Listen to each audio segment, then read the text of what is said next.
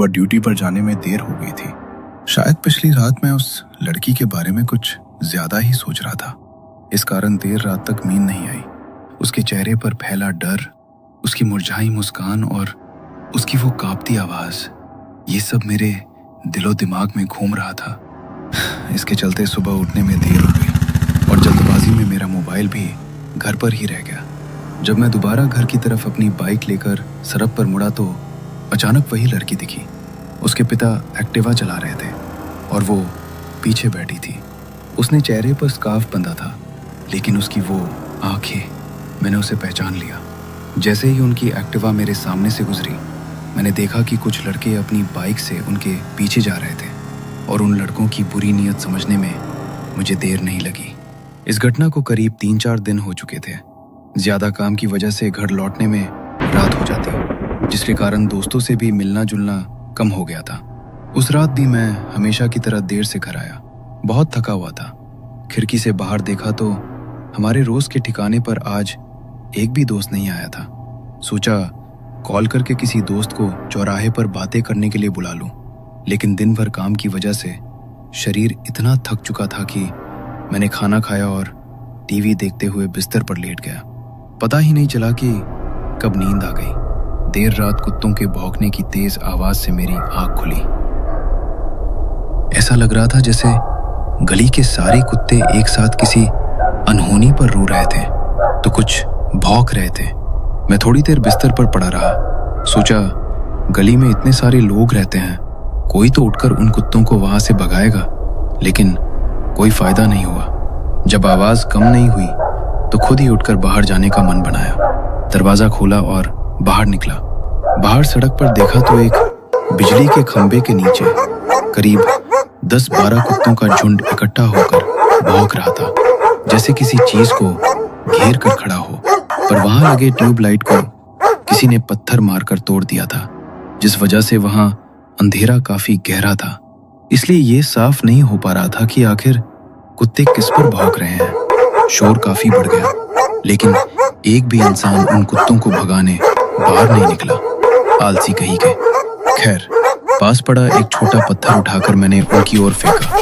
कुत्ते एक झटके में वहां से भागे, पर थोड़ी दूरी पर जाकर भौंकना जारी रखा। अब वाकई में मुझे उन कुत्तों पर गुस्सा आ रहा था। मैंने जमीन पर पड़ा एक छोटा पत्थर उठाकर सड़क की तरफ फिर से देखा। तभी मेरी नजर कुछ दूर एक घर की बाड़ पर पड़ी। कुछ तो हलचल हो रही थी। ये ठीक से समझ नहीं आया कि वो कौन था, लेकिन आकार और थोड़ी थोड़ी हलचल से ये साफ था कि वहां कोई तो है। लग रहा था कि वहां उस अंधेरे में किसी की छाया मंडरा रही है। मैंने आगे जाकर देखने का फैसला किया। आसपास के इलाके में वैसे भी चोरी की घटनाओं में बढ़ोतरी हुई थी, इसलिए सतर्कता जरूरी थी।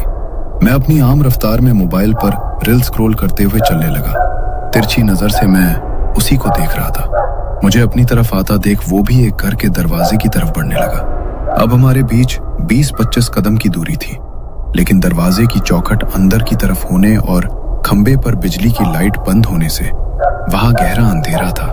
अब मैं दरवाजे से महज 5 फीट दूर था। मैंने उसे देखने की कोशिश की, लेकिन ऐसा लग रहा था कि अंधेरे ने उसे अपने में समा लिया हो। मैंने तुरंत अपने मोबाइल की टॉर्च ऑन की और उसकी तरफ रोशनी डाली।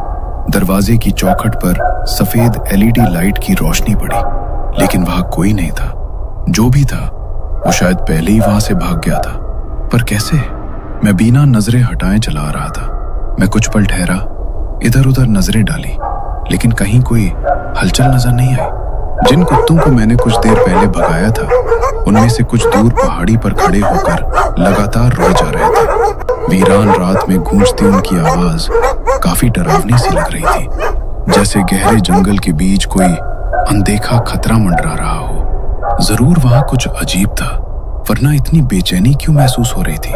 मैंने एक बार फिर दरवाजे की तरफ देखा और टॉर्च की रोशनी डाली, लेकिन कुछ नहीं दिखा। कुत्तों की आवाजें भी धीरे धीरे थम गई और चारों ओर सन्नाटा छा गया। अब माहौल में एक अजीब सी बेचैनी थी। रात के उस गहरे सन्नाटे में केवल रात के कीड़ों की आवाज गूंज रही थी। पल पल खौफनाक होते उस माहौल से मुझे भी अब डर लगने लगा। गहरी सांस ली और घर की ओर लौटने लगा। पर कुछ कदम चलते ही मुझे ऐसा महसूस हुआ कि जैसे कोई मेरे पीछे चल रहा है। अपने कदम धीमे किए और ध्यान से सुनने लगा। पीछे से आ रही कदमों की आहटें धीरे धीरे करीब आती महसूस हो रही थी। मैं सावधान हो गया। मन में अजीब सी घबराहट थी। हो सकता है ये वही व्यक्ति हो जो छिपकर मुझे देख रहा था। मतलब मेरा शक सही था। कोई चोर उस गहरे अंधेरे में दुबक कर बैठा था। अब वो भागने के लिए जगह ढूंढ रहा है और मेरे घर के भीतर जाते ही भागने की कोशिश करेगा। मैं तो उसका मुकाबला भी नहीं कर सकता, क्योंकि अगर वो चोरी के इरादे से आया है तो साथ में जानलेवा हथियार भी लेकर आया होगा। मतलब अगर मैंने लोगों को बुलाने की कोशिश की या कुछ होशियारी दिखाने की कोशिश की तो वो मुझे जान से मारने में भी नहीं कतराएगा। यही सोचकर ही मेरा कलेजा कम उठा और तभी मेरी गर्दन पर हल्की सी सिहरन महसूस हुई। लगा किसी ने मेरे कंधों पर हाथ रख दिया और एकदम से पीछे खींच लिया। मैंने झट से मुड़कर पीछे देखा पर कोई नहीं था, लेकिन गौर से देखने पर थोड़ी दूर खंबे की हल्की रोशनी में एक धुंधली काली आकृति खड़ी नजर आ रही थी। कोई मुझसे कुछ दूरी पर खड़ा था। उसकी आकृति अजीब तरह से झुकी हुई थी। उसके दोनों हाथ जमीन तक लटक रहे थे। वो पूरी तरह स्थिर था, लेकिन उसकी रूखी और सख्त लाल आंखें मुझ पर टिकी थी, जैसे मेरे अंदर झांक रही हूं और मेरे दिल में बसे उस डर को महसूस कर रही हूं। वो जो कोई भी था, उसकी मौजूदगी किसी बुरे सपने जैसी लग रही थी, जो हर बीतते पल के साथ और भी डरावनी होती जा रही थी।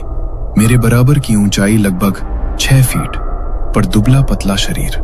उस धुंधले काले रंग की आकृति को देख मेरी धड़कनें तेज हो गई, जैसे डर से एक सिहरन दौड़ गई हो। मेरे अंदर की तो ताकत ही खत्म हो गई थी। मैं सन्न होकर सिर्फ देख रहा था कि तभी उस आकृति ने अपना बायां हाथ धीरे धीरे ऊपर उठाकर एक इशारा किया। वो किसी घर की तरफ इशारा कर रहा था, पर मुझ में ये सब कुछ समझने की हिम्मत नहीं बची थी। मैं बस जान बचाकर वहां से भागना चाहता था, पर जैसे किसी ने मेरे पैर कस के जकड़ रखे थे। अब मेरे पास एक ही चारा था, जोर से चिल्लाकर लोगों को बुलाऊं, लेकिन उन कुत्तों के तेज भौंकने की आवाज से जो लोग बाहर नहीं निकले, क्या उन्हें मेरी आवाज सुनाई देगी? मैं बिल्कुल बेबस था, पर तभी कुछ हुआ। पलक झपकते ही वो डरावनी छवि कहीं गायब हो गई थी। मैं कुछ समझ पाता उतने में कुछ दूर एक घर के बाहर की लाइट शुरू हो गई और घर से कोई बाहर निकला। वो गाड़ी निकालकर कहीं जा रहे थे। मुझे देखकर अपनी गाड़ी रोककर पूछा, बेटा कोई रिक्शा वाला अभी आ सकता है? हाँ, पर क्या हुआ? पेशेंट को अस्पताल ले जाना है। मैंने एक दोस्त को फोन लगाया और उससे बात करते हुए उनके साथ उनके घर पहुंचा। वो लड़की जमीन पर पड़ी थी। उसकी खोखली आंखों के नीचे गहरे काले घेरे थे, बेजान बाल और थके हुए चेहरे पर अजीब सा तनाव था।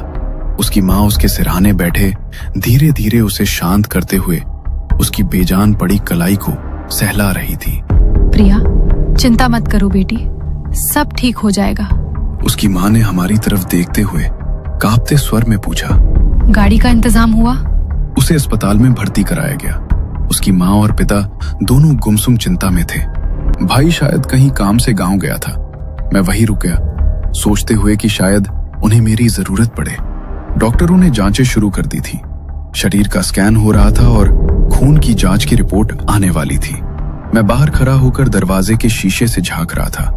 प्रिया बेहोश पड़ी थी और लोहे के स्टैंड पर लटकी बोतल से बूंद बूंद ग्लूकोज उसकी नसों में उतर रहा था। उसके सिर के पास एक ECG मशीन की लगातार बीप बीप की आवाज कमरे में गूंज रही थी। आईसीयू कमरे के दरवाजे पर लगे कांच से भीतर के हालात को मैं देखकर जैसे ही मुड़ा, मुझे कुछ अजीब लगा। मैंने दोबारा भीतर झांक कर देखा तो कमरे के एक कोने में हल्की हलचल महसूस हुई, ठीक उस छोटी सी मेज के पास जहां दवाइयां रखी हुई थी। मैं ठिठक गया। एक ठंडी सिहरन मेरे शरीर में दौड़ गई। मैंने भौहें सिकोड़कर उस ओर ध्यान से देखा। वो आईसीयू के कमरे के दाहिने कोने में एक छाया सी खड़ी थी। डॉक्टर या नर्स का वहां होना संभव नहीं था, लेकिन वो छाया बिल्कुल स्थिर, गंभीर और भूरे रंग की थी। मैंने बेंच पर बैठे उसके पिता को बुलाया। अंकल, बोलो बेटा। क्या बात है? मैंने इशारे से कहा। क्या आपको उस कोने में कुछ नजर आ रहा है? वो थोड़ा हैरान हुए और भीतर झांक कर देखने लगे। किस कोने में? मैंने दोबारा शीशे के पार झांका, पर वो छाया अब नजर नहीं आ रही थी। मैं कुछ बोलता तभी उन्होंने कहा। तुम थक गए हो। उन्होंने मेरे कंधे पर हाथ रखकर कहा। शायद तुम्हें ज्यादा थकान की वजह से ऐसा महसूस हो रहा है। तुम आराम करो, 4 बज रहे हैं। उनकी बात सुनकर मैं चुपचाप बगल की बेंच पर लेट गया, लेकिन वो अनजानी छाया मेरे मन में गहराई तक उतर चुकी थी और मैं उस रहस्य को समझने की कोशिश में करवटें बदलता रहा। हेलो। एक हल्की सी आवाज से मेरी नींद टूटी। मेरी आंखों पर अब भी भारीपन था, जैसे सपना और वास्तविकता के बीच का फर्क धुंधला हो गया हो। हेलो, उठिए। आवाज फिर से आई। अरे माँ, सोने दो ना, वैसे भी आज छुट्टी है। तभी अचानक चेहरे पर ठंडे पानी के छींटे पड़े और शरीर में एक ठंडी लहर दौड़ गई। मैंने झट से आंखें खोली और सामने बेहद खूबसूरत लड़की खड़ी मेरी तरफ देखकर हल्के से मुस्कुरा रही थी। मैंने पहचान लिया, वो प्रियंका थी। उसके बाल पीछे की तरफ बंधे हुए थे और उसने सफेद रंग का पंजाबी सूट पहना था। मैं बस उसे चुपचाप देखता ही रह गया और मैंने लेटे लेटे ही उसे कहा, अरे इतनी सुबह हमारे घर? उसने मुस्कुराते हुए जवाब दिया, ये ना आपका घर है ना ही मेरा, ये हॉस्पिटल है। तभी उसके हाथ पर सफेद पट्टी चिपकी हुई थी और फिर कुछ याद आ गया। आप यहाँ क्या कर रही हैं? जाइए अंदर बेड पर आराम कीजिए। नर्स, इन्हें कमरे में ले जाइए। उन्हें डिस्चार्ज दे दिया गया है। नर्स ने रिपोर्ट चेक करते हुए कहा। क्या डिस्चार्ज? हाँ। नर्स ने कहा और वो दूसरे पेशेंट को देखने चली गई। हाँ, डिस्चार्ज मिल गया है मुझे, अब हम घर जा रहे हैं। प्रिया ने भी मुस्कुराते हुए कहा। ये क्या हो रहा है? मुझे कुछ भी समझ में नहीं आ रहा। मैं पूरी तरह से कंफ्यूज हो गया था, लेकिन प्रिया की हालत में जो बदलाव दिखाई दे रहा था वो साफ साफ बता रहा था कि वो अब पहले जैसी नहीं है। उसके पिता मेरे पास आए और बोले, चलो, रिक्शा आ गई है। तुमने बहुत मदद की है, हमारे कारण तुम्हें बहुत परेशानी हुई। मेरा ध्यान उनकी बातों पर नहीं था। मैं बिल्कुल चकित था। एक लड़की जो रात भर आईसीयू में थी, अब वो इतनी जल्दी ठीक होकर घर जा रही थी और ये सब बहुत सलीके से हो रहा था। अस्पताल के कर्मचारी और नर्स सब उसके जैसे परिचित थे। प्रिया के पिता काउंटर के पास खड़े बिल चुका रहे थे, तो उसकी माँ और मैं वही खड़े प्रिया को देख रहे थे। प्रिया, चलो बेटा। उसके पिता ने फिर से आवाज दी। नर्स को बाय कहकर वो चली आई।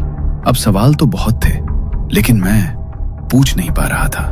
कल आप इतनी गंभीर हालत में थी और अब कुछ ही घंटों में इतनी जल्दी ठीक कैसे हो गई? बाद में बताऊंगी। आपका नंबर दीजिए। वैसे भी हम लोग एक ही इलाके में रहते हैं। आपने हमारी बहुत मदद की है, काफी एहसान है हम पर। मदद? एहसान? कैसी बात कर रही है आप? मैंने सामान्य लहजे में पूछा। तभी प्रियंका की माँ ने कहा, तुम नहीं समझोगे। जिस अपार्टमेंट में हम रहते थे, वहाँ जब ऐसा कुछ होता तो पड़ोस के लोग दरवाजे के कीहोल से प्रिया की हालत देखते, हमारी परेशानी देखते थे, लेकिन कोई मदद करने नहीं आता था। आस पड़ोस की बात तो दूर की है, प्रिया की हालत की वजह से खून के रिश्ते भी हमसे दूर हो गए हैं। हालत? मैं कुछ समझा नहीं। माँ कुछ बोलती, लेकिन प्रिया ने बात काटते हुए कहा, चलो, रिक्शा आ गई है। वे रिक्शे में बैठकर घर के लिए निकले और मैं अपनी बाइक पर जाने लगा, लेकिन इस हड़बड़ी में प्रिया का नंबर जरूर